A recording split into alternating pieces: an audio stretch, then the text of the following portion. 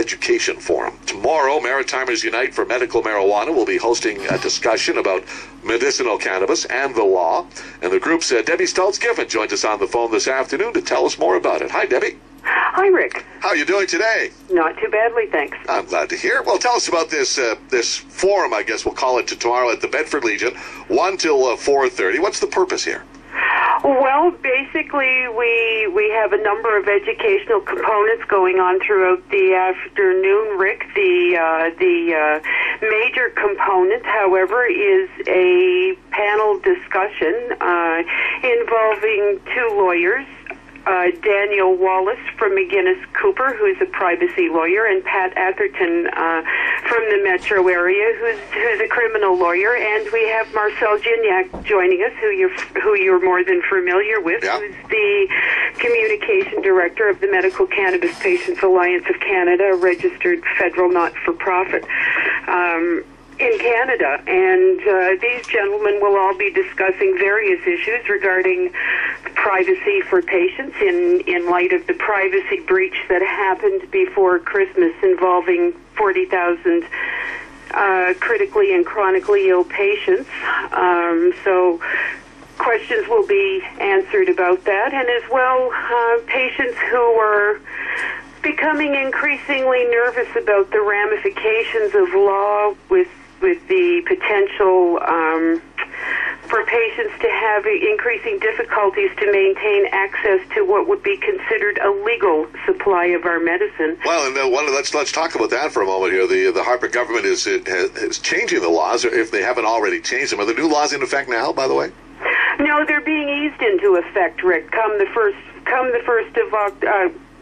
of October 2013, things have started to gradually change, but come the 1st of April, if the Harper government have their way, if we can't get them stopped through some form of a court injunction, they will be pulling grow permits from 40,000 patients in this country and forcing us to buy from corporations with very exorbitant prices, I might add. But I understand as well that there's some of the prices may be quite dear, but there's a wide variety of price ranges, as I understand it. Well, it certainly looks like there's a range of prices. There's one company that's offering a price of $3 a gram for patients who are on disability pensions, but certainly, Rick, in my situation, I know $3 a gram certainly doesn't slice it. I definitely wouldn't be able to afford it. I can realistically only afford what I can grow myself because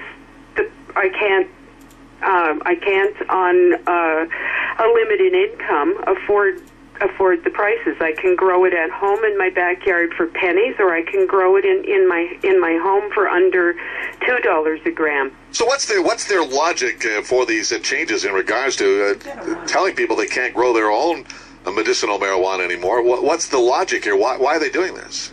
Logic doesn't factor into the equation, Rick. Actually, they have their reasons, but when you start blowing the dust off of those reasons, they're really not concrete. They talk about patient abuse of the program, but the numbers of patients who've abused the program are so minuscule, it certainly doesn't warrant shutting the program down.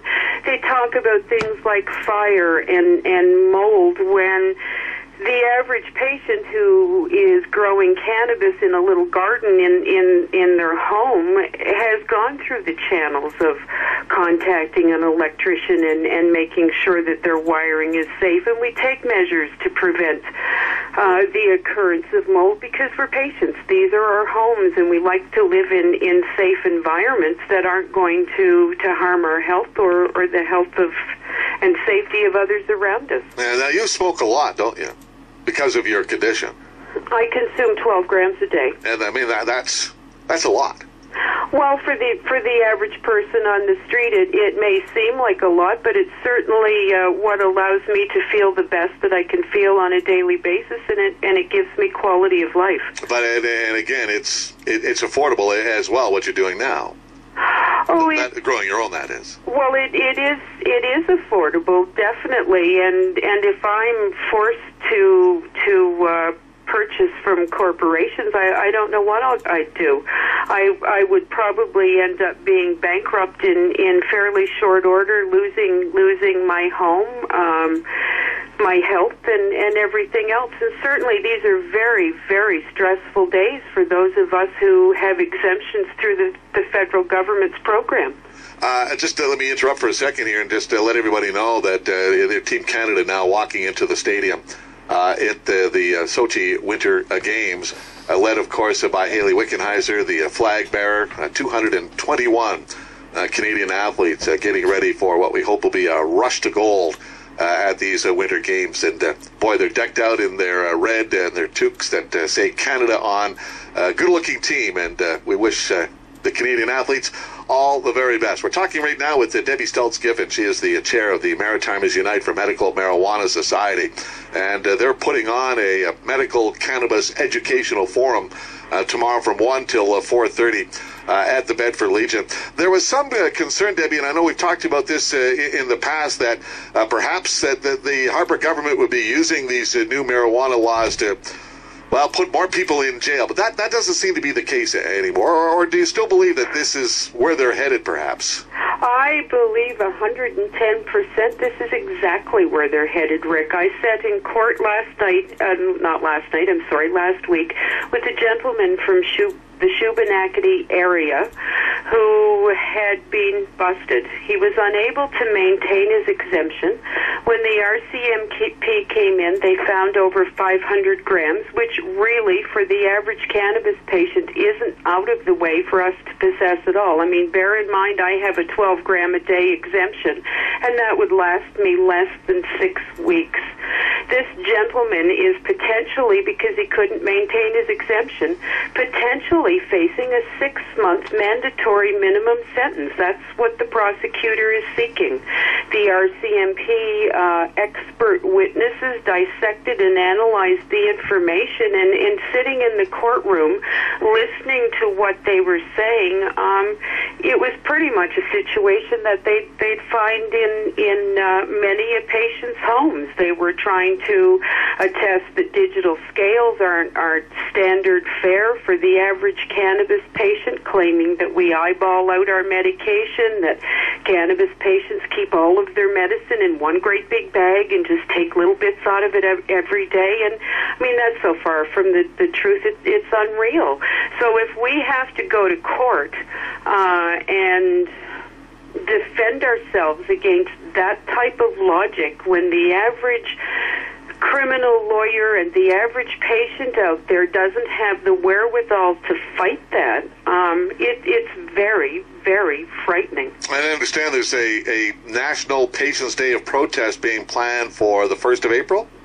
Yes, that's being spearheaded by Ted Smith from Victoria, and it's the intention that as many patients as possible get to Ottawa, to the Hill for April 1st, which is the day that the new program takes full effect, to express our displeasure. And I've been one of the patients invited to speak that day, and certainly a portion of our afternoon tomorrow will be spent discussing that, because as well we're encouraging people in their own areas to visit their MP's offices with signs and as many people as they can muster to express our displeasure with what they're doing by putting critically and chronically ill people in such a precarious position. I'm assuming that you support Justin Trudeau, for example, in his call for the legalization of marijuana?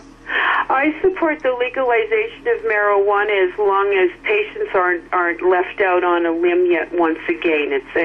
I keep saying it's critical that we have the right to grow our own medication maintained so that we can look after our health in as economical, as timely a fashion as possible and as safely as possible. All right, and again, tomorrow from 1 until 4:30 at the Bedford Legion. Everybody's invited. There's no, is there an entry fee or is there a cost to go to this? There isn't a cost, although we certainly always graciously accept donations, but there is a fundraising supper afterwards at 5:30 with DJ and a comedian to follow, and a silent auction with a fee of $10, and tickets will be available at the door. And that's again at the Bedford Legion. Yes, it is, and hoping some of our listeners will join us and have all of their legal questions answered, and if not, be able to unite with other patients to take up the fight to save our gardens. Debbie Stults-Giffen, good luck tomorrow. Thanks for chatting with us. Thank you, Rick. All Anytime. right, take care now. Bye-bye.